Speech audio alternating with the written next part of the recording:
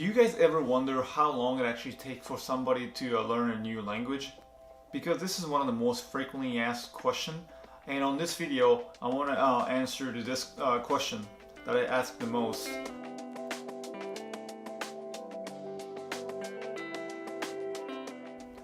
Hey guys, welcome to my channel. My name is Takeshi. If you've never been on this channel before, on this channel I try to help other people learn their foreign language.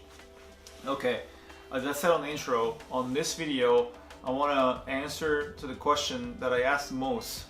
I mean, if not the most, I mean it's one of the most, which is how long does it take for somebody to learn a new language? I think it's a good question, and I myself a language learner. I asked myself that question, or back when I was learning a new language, I asked somebody who were better, who are more farther along than myself, asked that question, like, you know, oh, by the way, how long did it take you to become fluent in English, for example? I guess it's natural tendency for people to look for the shortcuts and see if you can gain some tips and different method of learning to see if you can accelerate your learning curve, which is a very natural thing. So my answer to this one is, I think it's pretty, depends on what it is, and I think there are so many variables comes into play. So I think there are a few things that I think you should probably look into. One, what language do you already speak?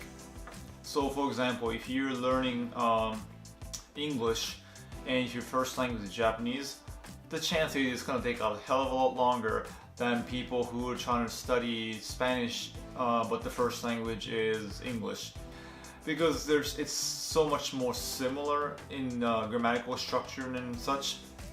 So I think that's a big part about, you know, like how long it actually takes. I think the one thing I thought about is, like, it's almost when you learn how to play sports for the first time. Let's say you're trying to learn how to play softball, but you never played softball before, so it's gonna take some time to figure out the rules and, you know, how to play and so on. Very natural. But let's say if you have experience playing baseball before, the chance is you're gonna learn it a lot quicker. You're gonna pick up the sport a lot quicker than those who've only played golf before, or who only play basketball before, because baseball and softball, I think, you know, they have much more similar rules and, you know, the styles and everything and so on compared to other sports like golf, basketball, tennis. So I think that's my sport analogy to it. So I mean, I don't know if it makes sense, but I mean, that's how I look at it. So that depends. And another one is, like, you know, how you're learning it. Like, are you doing it by yourself, or are you doing with a tutor, or you have a teacher, or you attend class? I think that will also depends how fast you can learn it. I think if you have a great teacher, I think it can excel you a lot faster, and you can learn so much more in a short time frame compared to someone who is doing your own. Which, I mean, I've studied a lot of language by myself, and I've studied with tutor before in my life, and I've done both ways. It's always definitely helpful, I find, if you know somebody who can teach you and hold your hand and, you know, like, guide you. But I mean, I know sometimes it's more difficult because, you know, maybe it costs more, maybe you don't have the time and difficult to schedule with somebody. I mean, there are a lot of situations, but either way you get there. But it's just a matter of, like, you know, one way or the other. I mean, you might be able to learn a little bit quicker in comparison.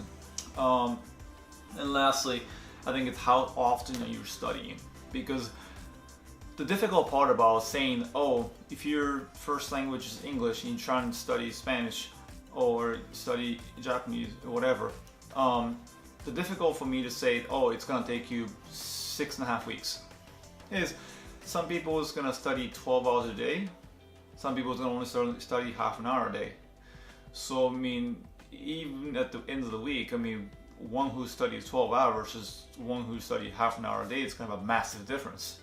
So I mean, that's why it's difficult to say exactly how fast, because the basic principle is, like, you know, you put more hours in and you're gonna learn more. I mean, that's just the nature of studying anything, not just language. I mean, studying science, math, anything else, like, you know, you put more times in, you invest more time in, and you're gonna have a bigger return.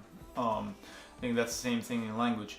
So that's all these, like the 4 things that I just mentioned. I think these has like, you know, really great impact in, you know, how fast you're gonna be able to learn. And you know what? I think there's one more thing.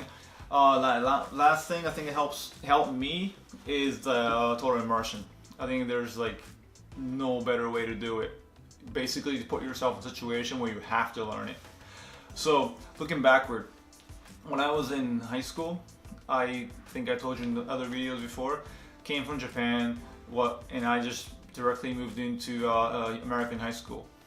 And at high school, there were a couple of friends who were from Japan who spoke Japanese, but 99% of the people there only spoke English, which is pretty natural in America. I mean, I don't expect a lot of people to speak Japanese. So that being said, I was put in the position where I had to learn a language, and I was listening, writing, hearing, and understanding the language a little bit by little bit.